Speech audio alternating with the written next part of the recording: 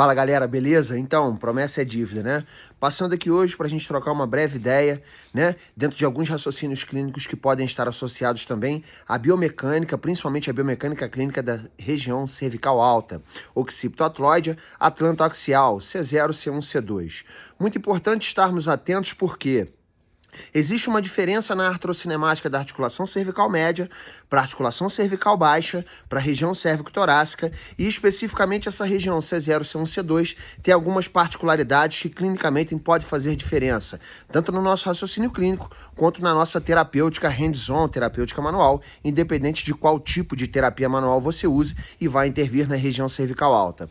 Precisamos estar atentos por quê? Porque justamente artrocinematicamente o occipital tem uma relação específica, né, facetária, com atlas côncavo convexo, porém a articulação atlantoaxial tem uma relação convexo-convexo. Sim, a faceta articular superior de atlas tem uma face inferior convexa e axis também superiormente tem uma faceta convexa, o que nos dá também algumas situações às quais nós precisamos ficar atentos, beleza? Dentro dos movimentos, preditivamente, entre C0 e C1, occipital atlas, nós temos os movimentos de extensão, de flexão crânio-cervical e principalmente de lateroflexão homolateral. Entre C1 e C2, né, atlas axis, nós vamos ter preferencialmente movimentos de flexão e de extensão associado, também os pequenos movimentos associados a isso, e nesse momento também é aqui que nós precisamos ficar atentos, principalmente aos movimentos de rotação. Os primeiros graus, né, algumas literaturas dizem que 50%, outras literaturas dizem entre 40% e 45%. Nós tomamos hoje como base mais ou menos uma média entre 80 e 85 graus totais de rotação, de onde de 37,5 a 40, 45 graus podem estar ou vão estar associados primariamente à região de cervical alta C1, C2. Os músculos que basicamente fazem esses movimentos, flexão reto anterior, certo? E o longo da cabeça. A extensão se dá pelos músculos suboccipitais na sua maioria, que são eles o reto posterior menor, o reto posterior maior, o oblíquo inferior e o oblíquo superior, que fazem esse acoplamento na extensão e na rotação associado. O que nós precisamos ficar atentos aqui é justamente o quê? Os movimentos que se dão entre C0 e C1, e C1 e C2 é o único local da coluna cervical onde nós vamos ter uma inclinação ou uma lateroflexão ou um rolamento homolateral com deslizamento contralateral numa face onde nós vamos ter o côncavo e o convexo associado, onde uma lateroflexão homolateral gerará uma anteroinferiorização desse côndilo occipital com uma póstero-superiorização contralateral. O que significa isso? Formar uma pseudo-rotação, até porque não tem rotação entre C0 e C1, e sim entre C1 e C2. C0 não faz rotação, ele faz posterioridade, anterioridade e lateroflexão homolateral ou inclinação homolateral. O que já nos dá um parâmetro de que a cada lateroflexão, seja ela nesse caso do lado direito, nós teremos uma anteroinferiorização desse côndilo occipital com sua faceta, né, convexa sobre uma faceta articular superior de atlas côncava, onde nós teremos uma anteroinferiorização homolateral com uma póstero-superiorização contralateral. Naturalmente, essa rotação ou essa inclinação homolateral vai gerar, ou pode gerar, em C1, por isso que é muito importante. As literaturas dizem uma coisa, os artigos científicos nos direcionam, a prática clínica nós precisamos, no hands-on, avaliar antes de intervir. Nós teremos uma translação contralateral de C1 com uma rotação de C2. O movimento entre C1 e C2 é onde nós precisamos também ficarmos extremamente atentos. Por quê?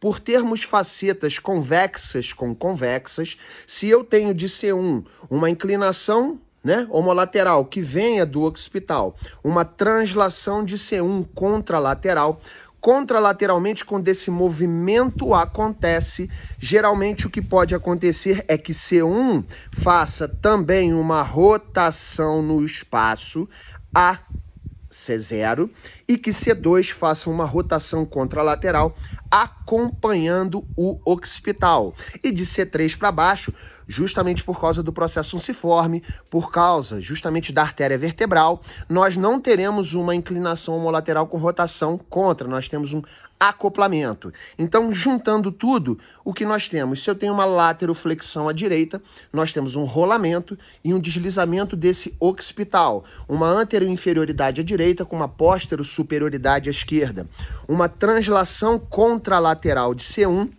e no espaço nós podemos ter uma anteriorização também relacionado a isso e uma posteriorização também relacionada a isso. Nesse caso, se ele transla à sua esquerda, ele anterioriza no espaço devido à convexidade à esquerda e posterioriza no espaço em relação ao occipital, sendo que C2, justamente por causa do pivô que o processo odontoide faz, ele faz uma rotação, nesse caso, se for à direita, à sua esquerda. E as cervicais mais baixas, de C3 a C7, devido à lateroflexão e à artrocinemática e biomecânica da articulação, toda a lateroflexão, devido ao processo unciforme, gera uma rotação homolateral.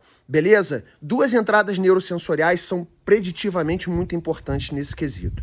A primeira, que pode causar grandes adaptações ou microadaptações, é a entrada neurosensorial ocular. Por quê?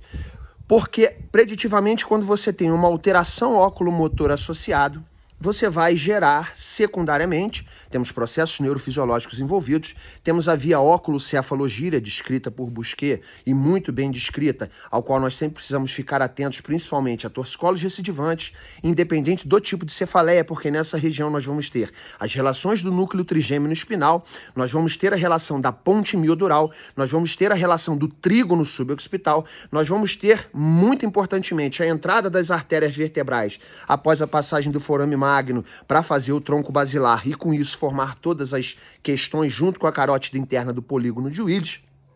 Nós vamos ter todas as relações dos músculos monoarticulares, do ligamento nucal, de toda a subida neurovascular e todo do complexo, tanto do sistema nervoso autonômico, né, parasimpático, nesse caso, que vai vir pela sutura occipitomastoide e fazer todo o seu trajeto, né, occipitomastoide, espaço maxilofaríngeo, entrada torácica, mediastino, vísceras supradiafragmáticas e infradiafragmáticas, até o cólon transverso e seus 2/3, aos quais depois a informação parasimpática vem via sacral. É uma região muito nobre, a entrada neurosensorial ocular, nesse caso, entra nesse quesito, porque muitas alterações oculomotoras, principalmente as alterações de convergência, vão levar a adaptações ou microadaptações secundárias, que vão culminar tanto com a região de cervical mais alta e podem chegar até a culminar com adaptações de cervical média e baixa.